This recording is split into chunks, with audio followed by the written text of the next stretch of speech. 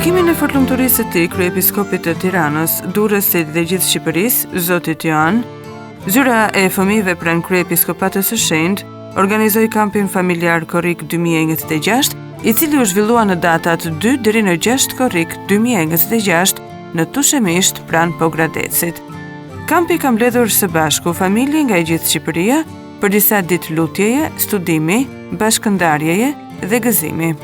Duke vendosur në qendër të tij një nga historitë më prekëse të shkrimit të shenjtë, jetën e Josifit, birit të Jakovit. Me temën ëndrat që ndryshuan botën, jeta e Josifit nga pusi në pallat, pjesëmarrësit u ftuan të zbulojnë se si Perëndia mund të shndërrojë edhe vuajtjen më të madhe në rrugë shprese, pajtimi dhe bekimi. Shumë gëzim të jemi mbledhur përsëri për kamp familjar në 2026 me bekimin e mbështetjen e fortlumturisë së tij Kryepiskopi Joan. Edhe gjithmonë është kjo gëzim për të mbledh një familje e madhe, të jemi këtu së bashku. Si vjet, tema ka qenë lidhur me patriarku Josif nga dhjetën e vjetër, edhe kemi lexuar bashk nga tekstet, kemi diskutuar edhe unë fola çik për jetën e tij. Edhe është shumë interesant, nëse shikojmë jetën e Josifit në harkun e gjithë historisë e shpëtimit, në mënyrë që ai na përsjell disa vlerët shumë të rëndësishme. Shikojmë që ai është një imazh, një ikonë e Krishtit, që ai është ullur si në vdekja disa herë, edhe ringjallur, duke filluar me ajo që vëllezërit e tij ka bërë, që e ka vendosur një pus, edhe që e ka lënë për të vdekja, pastaj e kanë shitur edhe me vazhdim. So e shikojmë që pavarësisht edhe ne në gjërat sa vështirë që kalojmë, që Perëndia është gjithmonë me ne, edhe ne mund të jemi shkatruar nga vështirësitë, por të jemi lartësuar, të jemi transformuar. Dhe kjo është një nga gjërat që shikojmë me Josifin. Një gjë tjetër që shikojmë është që i ati e Josifit, Jakobi, ka qenë një person edhe me vështirësit në jetë, nuk ka qenë i përkryer gjithmonë. Fakt, ka qenë çik si gënjeshtar në rinin e tij. Edhe pastaj në rastin e Josifit, që ai bëri më përpara, ai hëngri më vonë, edhe pikërisht me anë të robët, ai kishte ngënjur i ati për të marrë bekimin edhe që të dalë përpara në familja.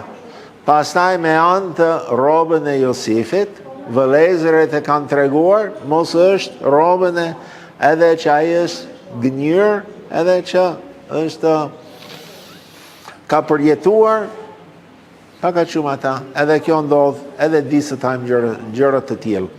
Por mendoj mbi të gjithë mesazhin që marrim nga libri që kemi lexuar nga Josifi, është kjo çështje e familjes, që ne si kisha duhet të jemi një familje e shëndetshme.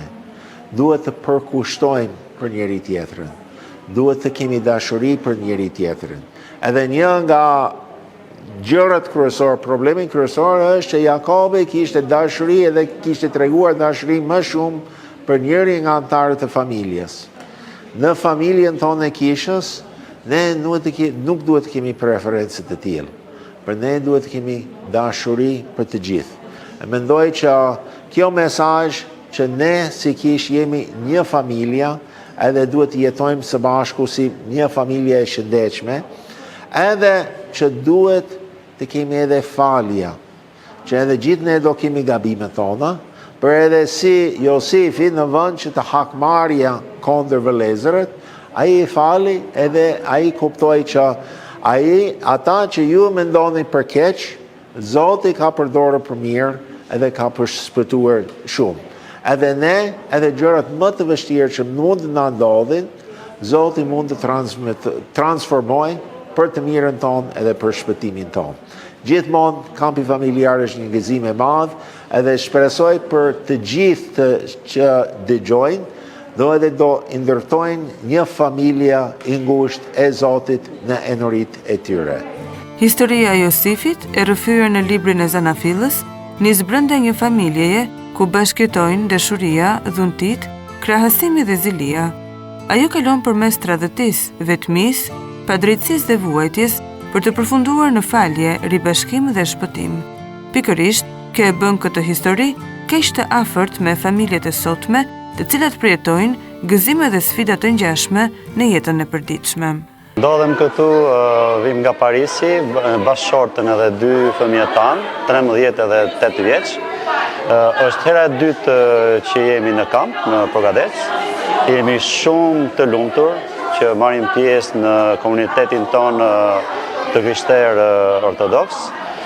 Dhe kuptoj që sa herë që na jepet mundësia do jemi prezent dhe ndajmë në shumë gjëra të përbashkëta dhe mësojmë shumë në grup. Jemi shumë të lumtur që edhe fëmijët tanë bëjnë pjesë, sepse ka aktivitete, ka shumë bashkëpunim edhe me fëmijët e tjerë që vinë nga të gjithë trevat e Shqipërisë. Dhe është një eksperiencë, me thënë të drejtën, e paharrueshme dhe nuk mund ta përshkruajmë edhe me fjalë, që është një gjë që na lumturon shumë edhe ngel në mendje dhe zemrat tona. Qoftë nga ana shpirtërore, qoftë nga ana e çdo gjëje që mësojmë edhe njohje që krijojmë këtu. Disa persona, disa familje i njohim, disa të tjerë njihemi këtu. Dhe kjo na bën që të kuptojmë që nuk jemi vetëm dhe jemi shumë më të fortë kur jemi bashkë. Përgjatë ditëve të kampit, familjet ndoqën simbolikisht udhëtimin e Josifit, manteli shumë ngjyrësh, u bë dhurata e shenjtë e dhuntive unike që Perëndia i jep çdo njeriu. Pusi kujton plagët që shkaktojnë zilia, padrejtësia dhe mungesa e dashurisë.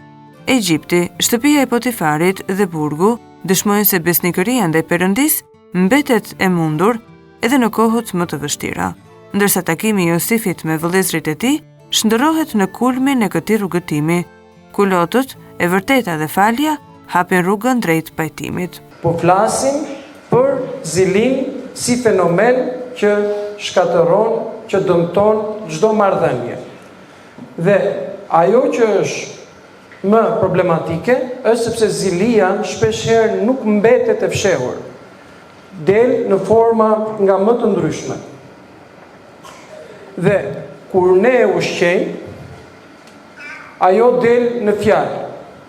Del në fjalë të shprehura ndaj personave tanë të cilët i kemi zilin.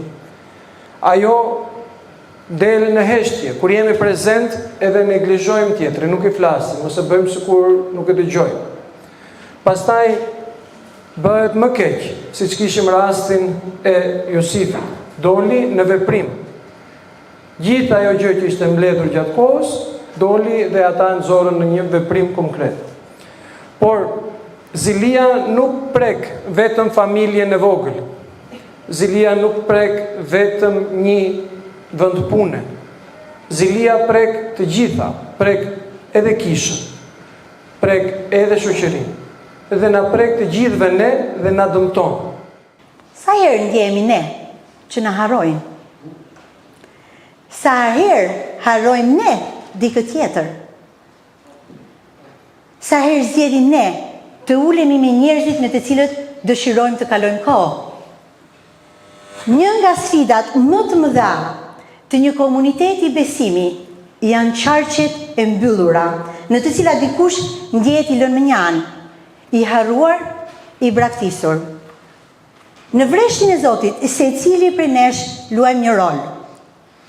Me sjelljen tonë dhe veprimin tonë, ose jemi duke e afruar të tjerët që t'i bashkohen familjes sonë besimit, ose duke i larguar ata. Kjo fillon me një veprim të thjeshtë, me zgjedhjen që ne bëjmë për të mos bërë dallime, me zgjedhjen për të ftuar dikë të vitë ulet pra nesh, me zgjedhjen për të shkuar dhe për të biseduar me dikë që është vetëm. Programi u konceptua për të përfshirë të gjithë anëtarët e familjes. Fëmijët u njohën me historinë biblike përmes tregimeve, aktiviteteve krijuese, lojrave, këngëve dhe skenave të shkurtra. Vëllezër, pse po më lini këtu? Unë doja vetëm të isha me ju, mos më lini vetëm.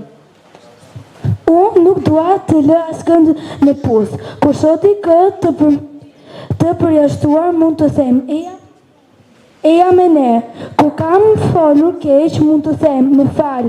Kur dikush është vetëm mund t'i jap dorën. Faleminderit që më dëgjove. Një fjalë e mirë mund ta bëj zemrën të afërm përsëri. Me fjalët tona mund të ndihmojmë ose të shërojmë. Adoleshentët reflektuan mbi sfide që i preken drejt për drejt, si krahasimi, ndikimi i rrjeteve sociale, besnikëria ndaj vlerave të krishtera dhe pjesëmarrja e vetëdijshme në jetën liturgjike të kishës. Prindrit morën pjesë në studimet biblike, diskutime dhe takime që synojnë forcimin e marrëdhënieve familjare në dritën e Ungjillit. Unë besoj se është një kamp vllazëror që na bashkon të gjithë në besim, në frymë dashurie me njëri tjetrin, të ndjemi pjesë e diçka e më të madhe, mos jemi vetëm pjesë e asaj familjes tonë vogël, po të jemi pjesë e një familje më të madhe. Edhe të mësojmë edhe për vlerat që ndanë besimi, për dashurinë, për mirënjohjen, për faljen. Edhe si t'i vëmë në praktik, gjithashtu është një pjesë e rëndësishme se na ndihmon të reflektojmë dhe të bëjmë nga ndalesë, sepse her pas here jeta na fut në atë rutinën e përditshme, po këto ndalesa na ndihmojnë që të shikojmë kush janë gjëra vërtet të rëndësishme, edhe t'i ndajmë me njëri tjetrin, edhe besoj se kjo është diçka që është vërtet pozitive, edhe vit pas viti, po përmirësohet edhe mënyra si organizohet, edhe tematika që ndahet në këto takime me njëri tjetrin. Është era e parë që vi në kampin kishtar, të kishë ortodokse të Shqipërisë. Kam marrë familjarisht, me bashkëshortën e me dy vajzat. Dhe përshtypje shumë të mira, jemi mbledhur këtu si një familje madhe e kishës. Në qendër të gjithë përvojës së kampit qëndroi jeta liturgjike, lutja e përbashkët, pjesëmarrja në liturgjinë hyjnore dhe edukimi i fëmijëve për të hyrë me respekt dhe qetësi në kishë ishin themeli mbi të cilin u ndërtuan të gjitha aktivitetet e tjera. Kampi nuk synoi të paraqiste modelin e një familjeje të përsosur, por të ndihmojë çdo familje të bëjë hapa të vegjël dhe të qëndrueshëm drejt jetës së kishës. Një lutje e përbashkët në mbrëmje, një vakt familjar pa telefon, një fjalë faljeje, një bisedë më e qetë apo një pjesëmarrje më e rregullt në liturgjinë hyjnore. Në këtë kamp morën pjesë edhe doktor Nathan Hop dhe zonja Gabriela Hop, të cilët kontribuan me përvojën e tyre dhe shërbesën e tyre në sesionet e formimit, reflektimit dhe aktiviteteve familjare. Një moment i veçantë ishte edhe dita e diel, ku pjesëmarrësit patën bekimin të takoheshin me mitropolitin e Korçës, hirësinë e tij zotin Anastas, i cili ndau me familjet fjalën e tij baritore dhe i inkurajoi ata në rrugëtimin e tyre të përbashkët në besim. Mesazhi që përshkoi të gjithë kampin u përmblodh në fjalët e Josifit drejtuar vëllezërve të tij. Ju mendua të keqen kundër meje, por Perëndia e ktheu për mirë. Ky është edhe thelbi i shpresës së krishterë, se Perëndia mund të marrë plagët tona, dështimet, keqkuptimet dhe sprovat e jetës familjare dhe me hirin e tij t'i shndërrojë në fillime të reja, pajtimi, dashurie dhe bekimi. Në këtë kamp familjar ne marrim pjesë prej disa vitesh, rreth 10-12 vjet më mend. Është një takim i përvitshëm që zhvillohet. Është një takim shumë i mirë, i cili na mbush me frymëzim her mbas here, na rigjeneron her mbas here, na kujton për besimin, na kujton që ne të jemi më pranë Zotit, për të kalojmë sfidat e përditshme, të ndihmojmë njëri tjetrin gjithashtu dhe të mësojmë nga njëri tjetri këtu gjithashtu. është një përvojë shumë e bukur, që kjo përvojë na shërben të gjithëve dhe mua personalisht më ndihmon her mbas here, më rikujton që të jemi sa më pranë Zotit. Dhe ashtu duam të falenderojmë Kishën Ortodokse, kryepiskopin Joan dhe të gjithë organizatorët e këtij kampi, të cilët bëjnë të mundur që ne të marrim pjesë dhe të ndihemi shumë mirë këtu dhe ata kujdesen vazhdimisht për ne.